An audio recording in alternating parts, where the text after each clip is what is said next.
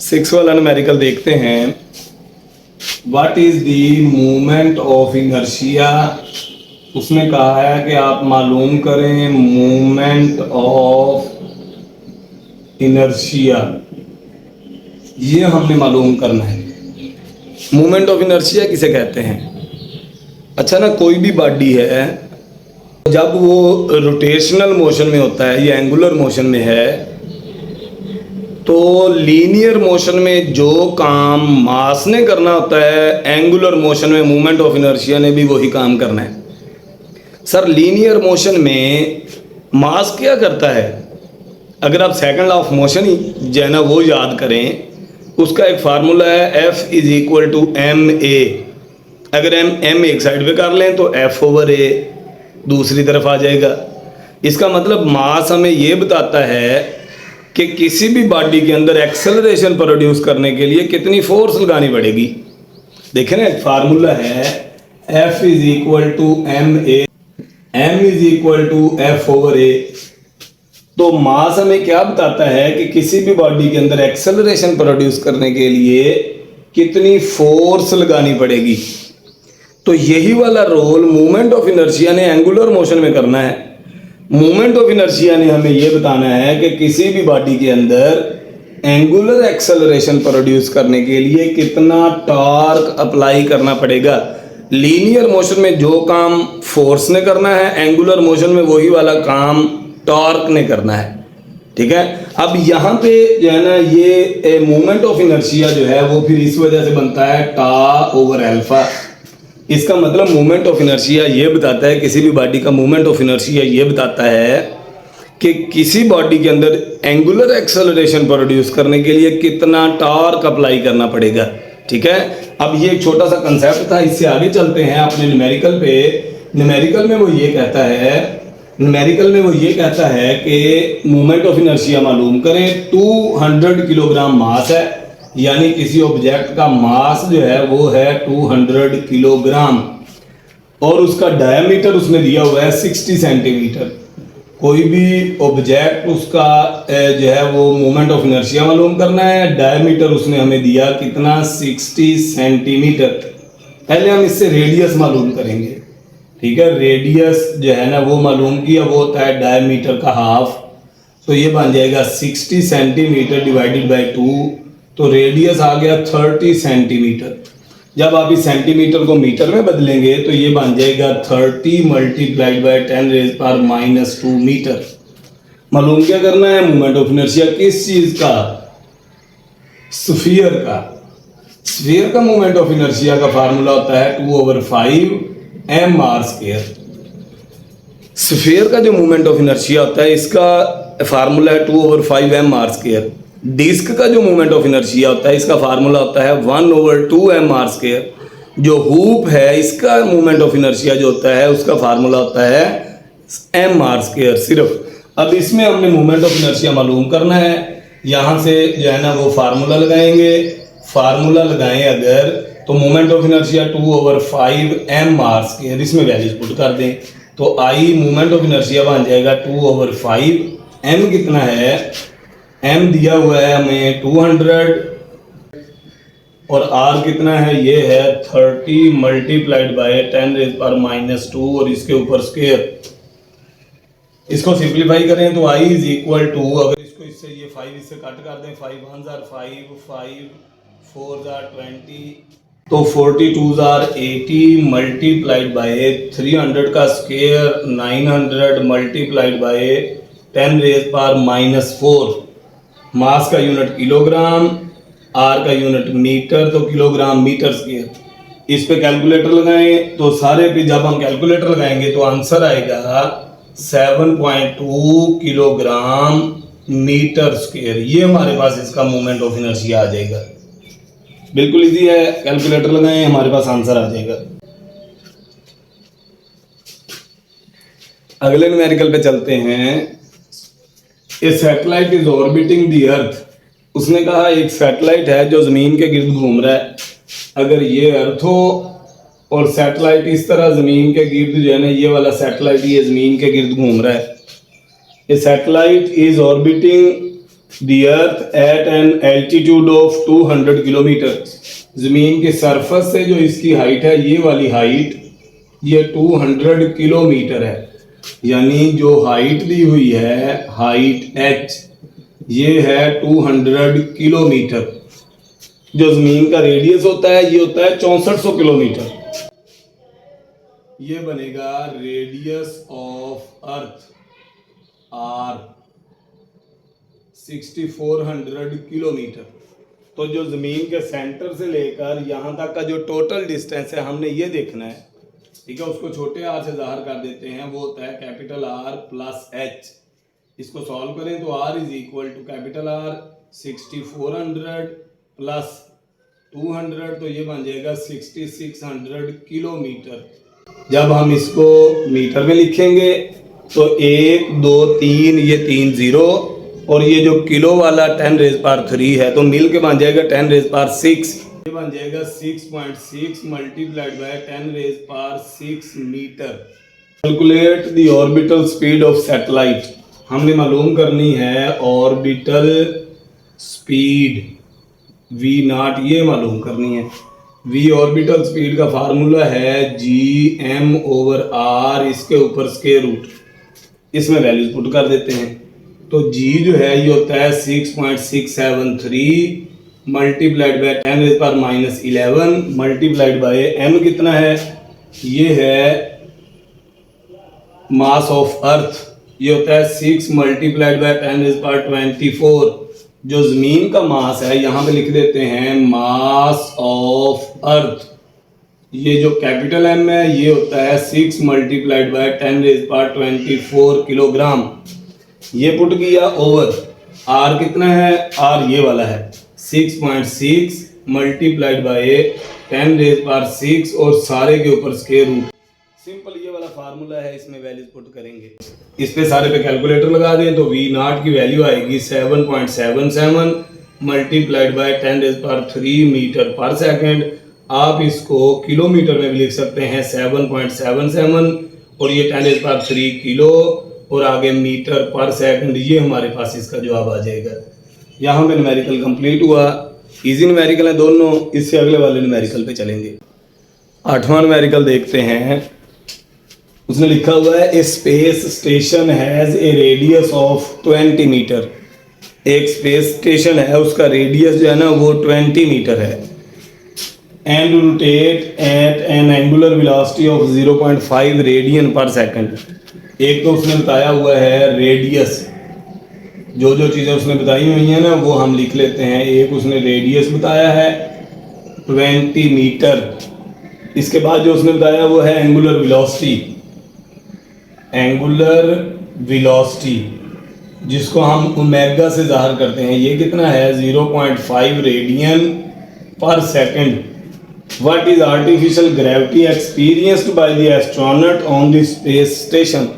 Space station के अंदर जो मौजूद हैं एस्ट्रोनॉट्स, वो क्या आर्टिफिशियल ग्रेविटी ऑब्जर्व करेंगे। किसी भी जो हमारे पास जो होता है ना स्पेस स्टेशन, उसके अंदर आर्टिफिशियल ग्रेविटी प्रोड्यूस करनी है तो उसको उसके अपने एक्सिस के गिर्द घुमाया जाता है। जैसे को फुटबॉल हो, उसको पकड़ें और घुमा के अपनी उंगली पे रख लेना तो वो अपने एक्सिस के गिर्द घूम रहा है। इसी तरह से उस सैटेलाइट को, उस स्पेस स्टेशन को अपने एक्सिस के गिर्द घुमाते हैं, ठीक है। और उसका जो फार्मूला चूंकि एंगुलर में है तो इसका फार्मूला हमने एंगुलर में ही हमने बताना है। तो पहले हम उसने कहा कि आपने मालूम करना है आर्टिफिशियल ग्रेविटी वो कितनी ऑब्जर्व करता है। तो जो हमारी बुक में टॉपिक है ना आर्टिफिशियल ग्रेविटी वाला, उसी के अंदर ये फार्मूला लिखा हुआ है शुरू में ही, G is equal to omega square R। ये वाला फार्मूला जो है ना वो वहाँ पे लिखा हुआ है।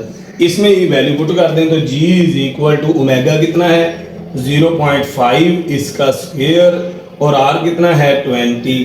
तो G is equal to 0.25 multiplied by 20। Calculator लगाएंगे तो आंसर जो है वो आ जाएगा 5 मीटर पर सेकंड स्क्वायर। ये हमारे पास इस जो है ना न्यूमेरिकल का आंसर बनेगा।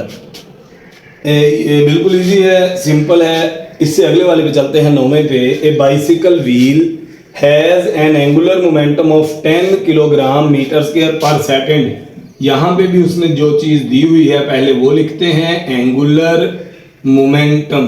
एंगुलर मोमेंटम कितना है, एल से रिप्रेजेंट किया जाता है और ये है 10 kilogram metre square per second. Angular momentum का जो दूसरा यूनिट है ना, जूल सेकंड, वो भी लिखा जा सकता है, ठीक है। एंड एंगुलर वेलोसिटी दी हुई है,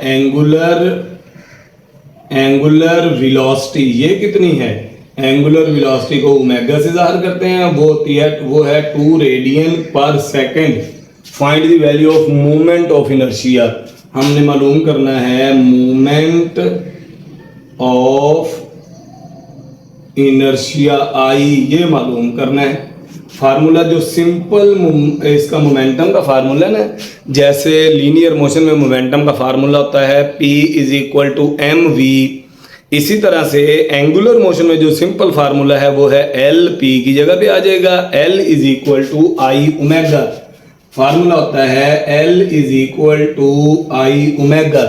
एल एंगुलर मोमेंटम, लीनियर में पी होता तो linear momentum, I moment of inertia, angular में मोमेंट ऑफ इनर्शिया, लीनियर में मास, एंगुलर में एंगुलर वेलोसिटी, लीनियर में वेलोसिटी। तो L is equal to I omega, P is equal to M V की तरह ही है।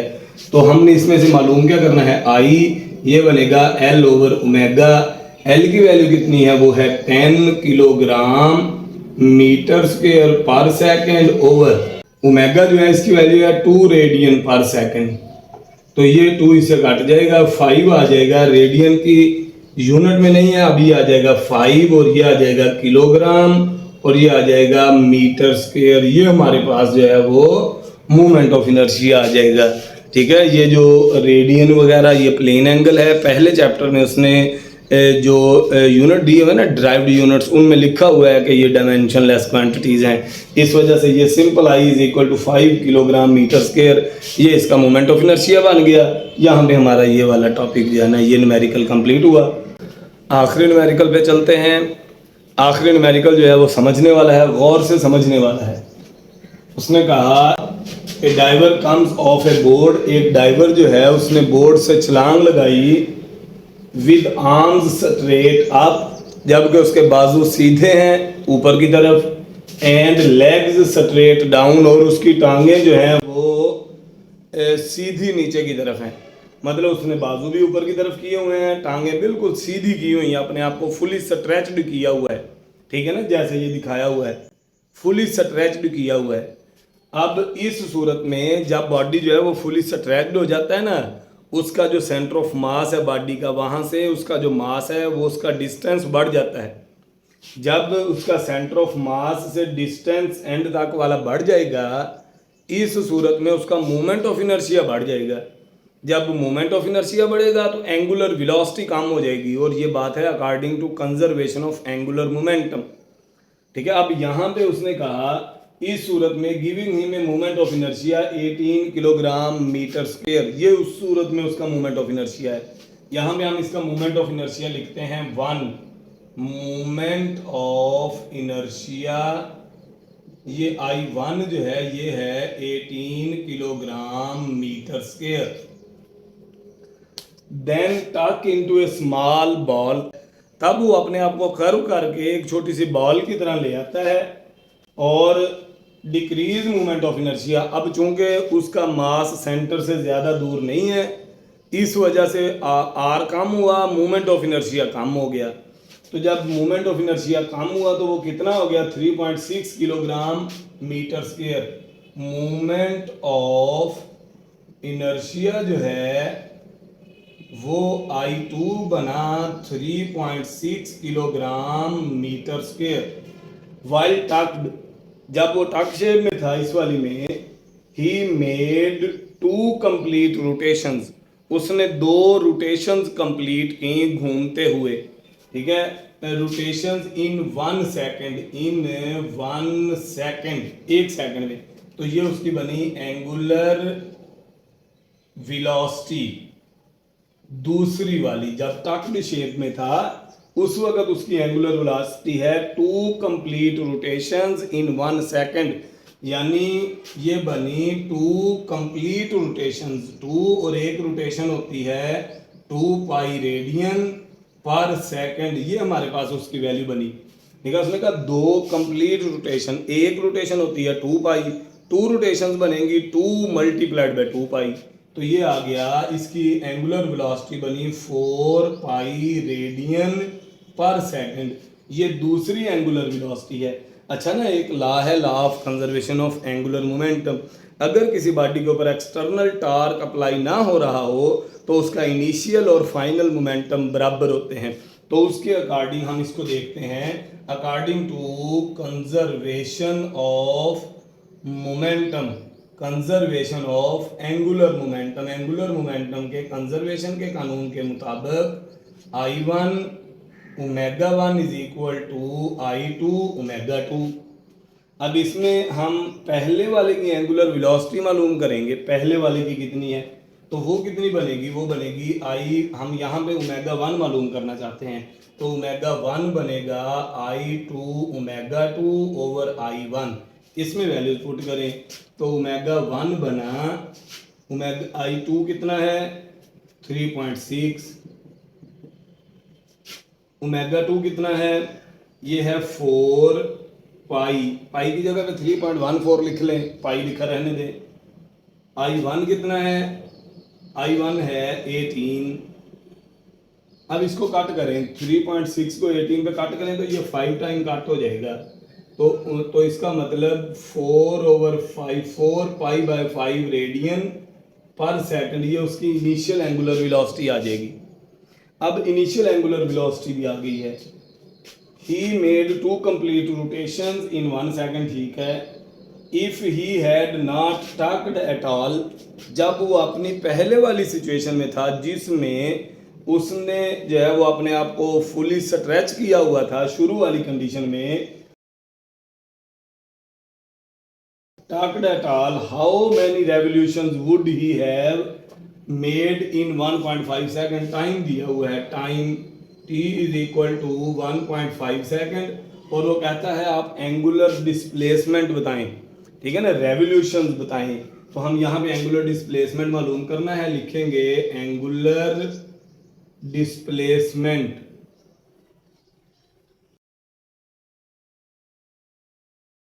जैसे आपने फार्मूला पढ़ा हुआ ना, S is equal to V T, इसी तरह से इसका भी फार्मूला है, theta is equal to omega T, theta angular displacement, S linear displacement, S is equal to V T, theta is equal to omega T, एक ही बात। इस वाले में से हम थीटा मालूम कर लेते हैं, ओमेगा कितना है, ओमेगा हमारे पास है 4 पाई बाय 5, और टाइम कितना है, वो है 1.5, इस पे कैलकुलेटर लगा लें, ये इससे कैंसिल होगा, ये आ जाएगा 0.3, 4 को 0.3 से मल्टीप्लाई करें 1.2 पाई रेडियन, ये हमारे पास जो है ना वो इसका एंगुलर डिस्प्लेसमेंट आ जाएगा, ये वाला जो शुरू में इस। अब चूंकि उसने कहा है कि आपने ये रेवोल्यूशन में बताना है, तो हमें पता है कि 1 रेवोल्यूशन जो होती है ये होती है 2 पाई रेडियन, ठीक है, तो 1 रेडियन किसके इक्वल होगा, 1 रेडियन होगा 1 रेवोल्यूशन ओवर 2 पाई, इसका मतलब इसको 2 पाई पे डिवाइड कर दें तो थीटा कितना आ जाएगा, ये आ जाएगा 1.2 पाई डिवाइडेड बाय 2 पाई, तो ये आ जाएंगी रेवोल्यूशंस। अब ये पाई से पाई कैंसिल हुआ और ये आ जाएगा theta is equal to 0.6 revolutions, ये हमारे पास इसका आंसर है। यहाँ पे हमारे न्यूमेरिकल कंप्लीट हुए।